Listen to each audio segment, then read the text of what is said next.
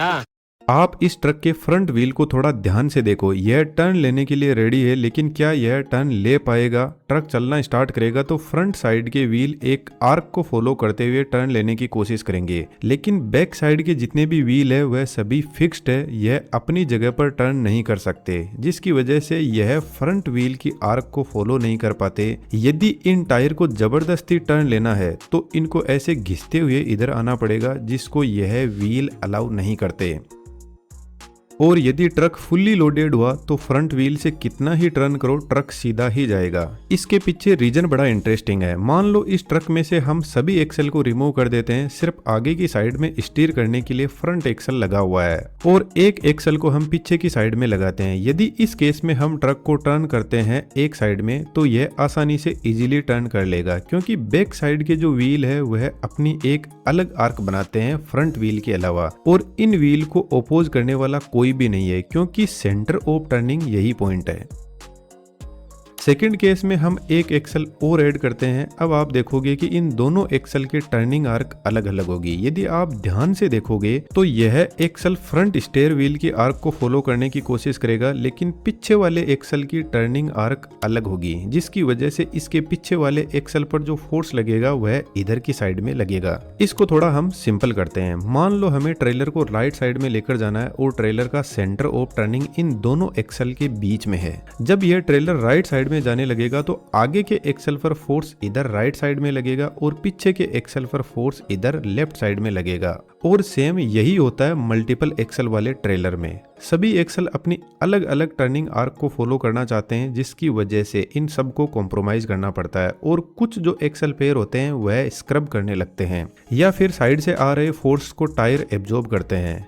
आप practically notice करना, जो लंबे ट्रेलर होते हैं उनके बैक साइड के व्हील को टर्निंग के टाइम पर बहुत ज्यादा स्ट्रगल करना पड़ता है। अब दूसरे केस पर चलते हैं। यह सेम ट्रक पास में खड़ा है, लेकिन इस ट्रक और ट्रॉली के बीच में फिफ्थ व्हील आर्टिकुलेशन प्रेजेंट है, जो पीछे लगे ट्रेलर को कुछ ऐसे आर्टिकुलेट करने में हेल्प करती है। एक इम्पोर्टेंट पॉइंट मैं आपको बता देता हूँ कि जहाँ पर इंजन का पोर्शन होता है उसको ट्रैक्टर बोलते हैं और पीछे का एरिया जहाँ पर लोडिंग होती है उसको ट्रेलर बोलते हैं। इस केस में जब ट्रैक्टर के फ्रंट व्हील टर्न लेंगे तो फ्रंट व्हील के आर्क को यह एक्सल फॉलो करने लगेंगे, लेकिन जो पीछे के एक्सल पेयर है उनमें से फिर से वही प्रॉब्लम होती है, यह फिर से स्क्रब करेंगे। तो इसका हमारे पास में एक सॉल्यूशन है। यदि हम ट्रेलर के बीच में कुछ ऐसे एक्सल लगा दे जो ऑटो स्टेयर करे फ्रंट व्हील के अकॉर्डिंग, तो हमारा काम बन सकता है। लेकिन यह ऑटो स्टेयर एक्सल एक बड़ी प्रॉब्लम भी क्रिएट करते हैं जब हमारा ट्रक पीछे की साइड में जाता है तब। पहले हम इस ऑटो स्टेयर का मैकेनिज्म समझते हैं। यह एक्सल की मेन बीम है जिसके दोनों साइड में स्टीयरिंग नुक्कल अरेंजमेंट सेट किए जाते हैं, जो कुछ इस तरीके से एडजस्ट हो सकते हैं, लेकिन जरूरी है कि यह दोनों एक साथ में किसी एंगल पर टर्न करे। तो फिर इनको टाई रोड से कनेक्ट किया जाता है। इधर साइड में व्हील हब कनेक्ट करते हैं और व्हील को कनेक्ट कर देते हैं। अब यह एक सिंपल एक्सल है जो ऑटो स्टेयर कर सकता है, लेकिन कई बार ऐसी सिचुएशन आती है कि दोनों टायर पर लगने वाला फोर्स अलग अलग होता है और किसी सडन फोर्स की वजह से कई बार टायर अपने आप स्टेयर कर जाते हैं या इसमें वाइब्रेशंस होने लगते हैं, जिसको सिमी बोलते हैं। तो फिर यहाँ पर स्टीयरिंग डैम्पर भी लगाया जाता है जो सडनली आने वाले वाइब्रेशंस को एब्जॉर्ब कर लेता है। अब इस एक्सल को वापस ट्रक पर सेट करते हैं। जब ट्रक टर्न लेगा तो व्हील्स पर साइड में से फोर्स आएगा, जो फोर्स एक्चुअल में चाहता है कि व्हील्स भी इस टर्निंग आर्क के हिसाब से चेंज हो, अदरवाइज इनको या तो स्लिप करना होगा या फिर साइड फोर्स को एब्जॉर्ब करना होगा। अब इस केस में हमारे व्हील इजीली टर्न कर जाएंगे साइड फोर्स की वजह से,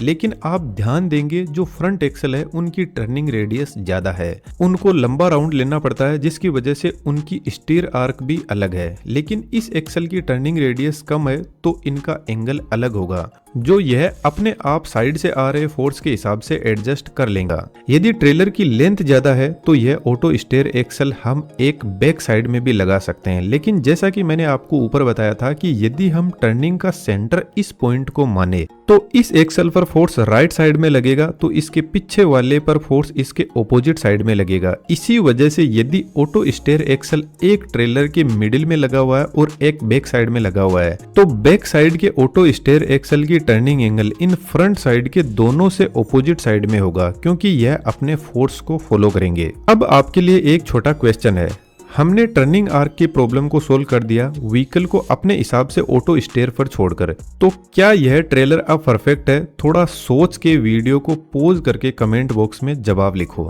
यह ट्रेलर सिर्फ तभी परफेक्ट है जब इसको फ्रंट साइड में चलना है। यदि इसको बैक साइड में जाने की जरूरत पड़ी तो इसके ऑटो स्टेयर एक्सल एक बड़ी प्रॉब्लम क्रिएट करते हैं। जैसे यह ट्रेलर अभी न्यूट्रल पोजीशन में है, अपने फ्रंट व्हील को कुछ इस एंगल पर सेट करके खड़ा है। अब इसको बैक करना है जस्ट ऑपोजिट साइड में इस आर्क पर, तो हमने इसका एंगल कुछ ऐसे ऑपोजिट साइड में एडजस्ट कर दिया। थोड़ा ध्यान से अब आप इस ऑटो स्टेयर व्हील को देखना, इतनी देर इन पर जो फोर्स लग रहा था इसने इन व्हील्स को इस एंगल पर सेट कर दिया। अब आपने फ्रंट व्हील को तो मैन्युअली स्टीयर कर दिया, लेकिन यह व्हील्स तो अभी भी इसी आर्क को फॉलो करने की कोशिश कर रहे हैं। और इस कंडीशन में जब आप ट्रेलर को बैक करोगे तो हाई चांस रहेंगे कि इन पर कुछ ऐसे सीधा फोर्स लगेगा और यह और ज्यादा इसी डायरेक्शन में टर्न कर जाएंगे, जिसकी वजह से यह ट्रेलर को टर्न लेना तो छोड़ो, यह बैक ही नहीं जाने देंगे। मैं आपको सिंपल एग्जांपल से समझाता हूँ। आपने शॉपिंग ट्रॉली को देखा होगा, जब आप उसको फ्रंट साइड में लेकर चलते हो तो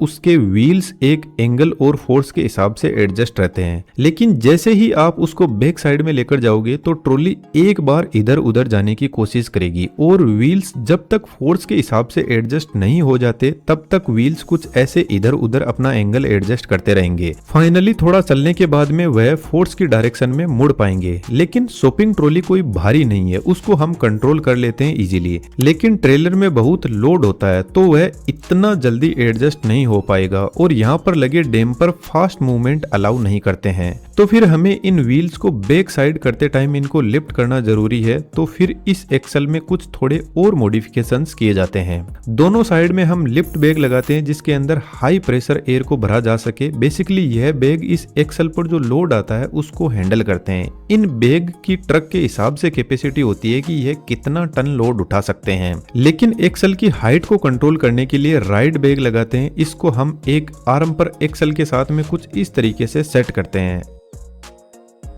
अब आप ध्यान से देखना, जब हम लिफ्ट बैग में एयर प्रेशर इंक्रीज करने लगेंगे तो ये फूलने लगते हैं और टायर नीचे जाने लगेंगे, लेकिन साथ में यदि आप राइड बैग को देखोगे तो इनमें से हवा बाहर निकलने लगेगी। इसके जस्ट ऑपोजिट जब हम एक्सल को ऊपर उठाना है तो फिर राइड बैग के अंदर हाई प्रेशर एयर को भरा जाता है और लिफ्ट बैग की एयर को रिलीज किया जाता है। लेकिन थोड़ा ध्यान से सोचो, यदि कंप्रेसर ने लिफ्ट बैग में ज्यादा प्रेशर भेज दिया तो यह एक्सल ज्यादा नीचे की तरफ जाएगा, जिसकी वजह से यह अदर एक्सल का भी लोड अपने पर उठा लेता है। तो फिर यहाँ पर एयर प्रेशर को लोड के हिसाब से एडजस्ट किया जाता है ताकि सभी एक्सल पर इक्वली लोड आए। लेकिन फिर से एक प्रॉब्लम यहाँ पर आ जाती है, ट्रक का लोड एडजस्ट होता रहता है उसकी लोडिंग कैपेसिटी के हिसाब से। तो फिर क्या एनी टाइम कंप्रेसर इन बैग्स के अंदर एयर प्रेशर को एडजस्ट करता रहेगा?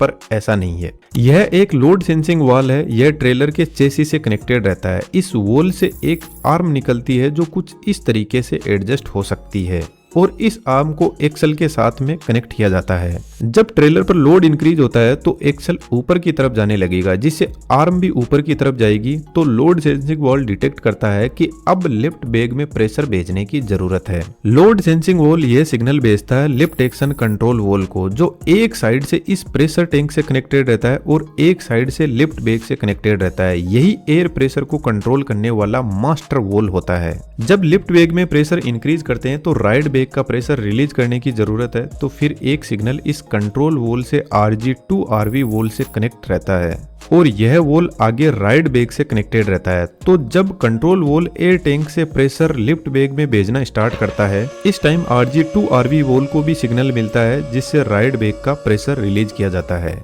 अब इसके ओपोजिट जब हम एक्सल को ऊपर उठाते हैं तो RG2RV वॉल को इस कंट्रोल वॉल से सिग्नल मिलता है कि प्रेशर बढ़ाने की जरूरत है, लेकिन RG2RV वॉल को सिग्नल मिला है, एयर का प्रेशर नहीं मिला। तो फिर इसको एयर का प्रेशर डायरेक्ट टैंक से मिलता है। अब थोड़ा सा दिमाग लगाओ, हमने दो प्रॉब्लम को सोल्व कर दिया। ट्रक अब बैक भी जा सकता है और सक्सेसफुली टर्न भी ले सकता है, लेकिन मान लो इस एक्सल का टायर पंचर हो जाए तो फिर ऐसी कंडीशन में लोड सेंसिंग वॉल की आर्म ऊपर जाएगी, जिससे इस वॉल को लगेगा कि ट्रक पर और ज्यादा हेवी लोड है, प्रेशर बढ़ाने की जरूरत है और कंट्रोल वॉल लिफ्ट बैग में एयर प्रेशर भेजना स्टार्ट करेगा और एक्सल पर वेट को बढ़ाने की कोशिश करेगा। लेकिन लिफ्ट बैग की फूलने की एक कैपेसिटी होती है, तो ऐसी कंडीशन में लिफ्ट बैग फट भी सकता है।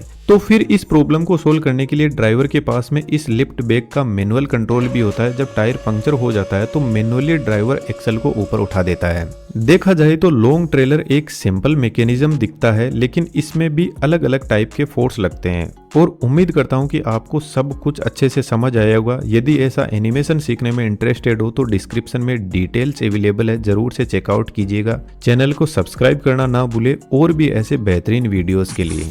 Thank you. Please like share and subscribe कर दो यार।